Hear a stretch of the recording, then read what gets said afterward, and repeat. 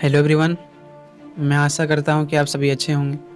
आज के इस वीडियो में आप जानने वाले हो semester third history core paper 5 के कुछ मोस्ट इम्पोर्टेंट क्वेश्चंस जो एग्ज़ाम में पूछे जाने के बहुत अधिक चांसेस हैं। तो चलिए आज के इस वीडियो को स्टार्ट करते हैं। आप लोगों का जो क्वेश्चन है वो है धर्मपाल की उपलब्धियों की विवेचना करें अथवा पाल शासक धर्मपाल की उपलब्धियों की चर्चा करें। सबसे पहले आपको परिचय देना है।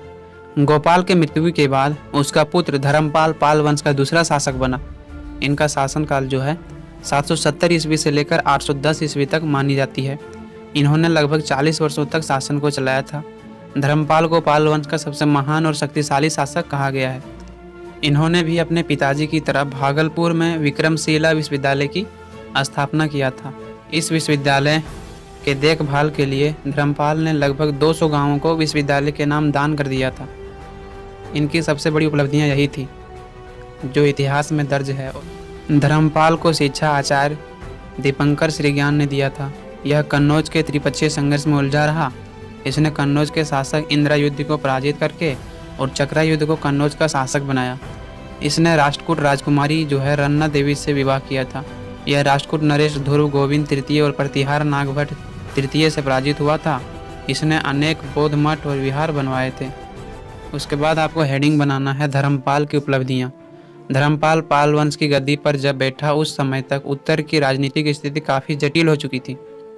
मालवा के क्षेत्र में जो है गुर्जर प्रतिहार और राजपूत का उदय हो चुका था तथा दक्षिण भारत के दक्कन क्षेत्र पर राष्ट्रकूट शासन कर रहे थे, जिसके कारण उत्तर भारत में अपनी सत्ता को स्थापित करने के लिए धर्मपाल का संघर्ष हुआ, जिसे त्रिपक्षीय संघर्ष कहा जाता है। उसके बाद जो आपको पॉइंट बनाना है वो है कन्नौज पर अधिकार के लिए त्रिपक्षीय संघर्ष। जिस समय पाल वंश में धर्मपाल का शासन स्थापित था उस समय जो है प्रतिहार शासक वत्सराज था। इससे पहले कि धर्मपाल जो है अपनी स्थिति मजबूत कर पाता, वत्सराज ने धर्मपाल पर आक्रमण करके गंगा के दोआब में उसे पराजित कर दिया। परंतु राष्ट्रकूट शासक ध्रुव से पराजित हुआ और राजपूताना के रेगिस्तान में भागने को विवश हुआ। ध्रुव ने धर्मपाल को भी पराजित किया और दक्षिण की ओर लौट गया।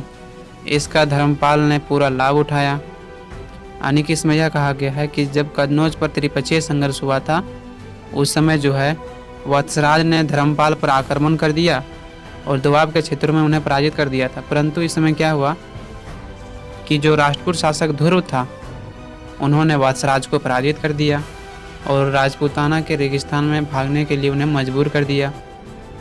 ध्रुव ने धर्मपाल को भी पराजित किया था और यह दक्षिण की ओर लौट गया, जिसका लाभ धर्मपाल ने पूरा उठाया और बाद में इन क्षेत्रों पर भी इनका अधिकार स्थापित हो गया।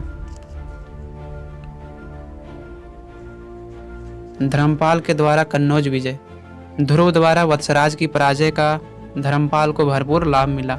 सर्वप्रथम धर्मपाल ने कन्नौज पर आक्रमण कर वहां के शासक इंद्रायुध को पराजित कर दिया और अपनी तरफ से शासक चक्रायुध को बैठाया। इसके बाद उसने कन्नौज में एक दरबार का आयोजन किया। इसमें बहुत से सामंत सरदार सम्मिलित हुए थे। भागलपुर के लेखों से यह पता चलता है कि कुछ शासकों ने धर्मपाल के दरबार में सम्मानजनक पूर्वक सिर झुकाया था और उसकी अधीनता को स्वीकार किया था। इस प्रकार से वह इस काल में जो है उत्तर भारत का स्वामी बन बैठा। उसके बाद आपको पॉइंट बनाना है कि धर्मपाल की पुनः पराजय। धर्मपाल को उत्तर भारत में एक और चुनौती का सामना करना पड़ा। प्रतिहार शासक जो था नागभट्ट द्वितीय ने कन्नौज पर विजय कर लिया और उनके शासक चक्रायुध को वहां से खदेड़ दिया, जिनको इन्होंने अपनी ओर से शासक बना के और कन्नौज पर बैठाया था। चक्रायुध को वहां पर खदेड़ के बाहर कर दिया, जिसके कारण नागभट्ट द्वितीय और धर्मपाल का युद्ध होना तय हो गया। अतः मुंगेर के निकट धर्मपाल और नागभट्ट द्वितीय के बीच एक घमासान युद्ध हुआ, जिसमें नागभट्ट ने धर्मपाल को पराजित किया था। किंतु एक बार फिर राष्ट्रकूट शासक जो है जो गोविंद तृतीय था उसने नागभट्ट द्वितीय को पराजित कर दिया था। इसके बाद धर्मपाल और चक्रायुध ने यह सोचकर उनकी अधीनता को स्वीकार कर लिया कि गोविंद तृतीय के पुनः लौटने के बाद वह फिर से कन्नौज व उत्तर भारत का स्वामी बन जाएगा। धर्मपाल ने जो सोचा था वही हुआ, यानी कि गोविंद तृतीय दक्कन लौट गया, जिसके कारण ही धर्मपाल को एक बार पुनः अवसर मिला अपने साम्राज्य को विस्तार करने का। वह एक बार फिर से कन्नौज पर अधिकार करके एक विस्तृत साम्राज्य का शासक बन गया और अपने जीवन के अंत तक शासक बना रहा।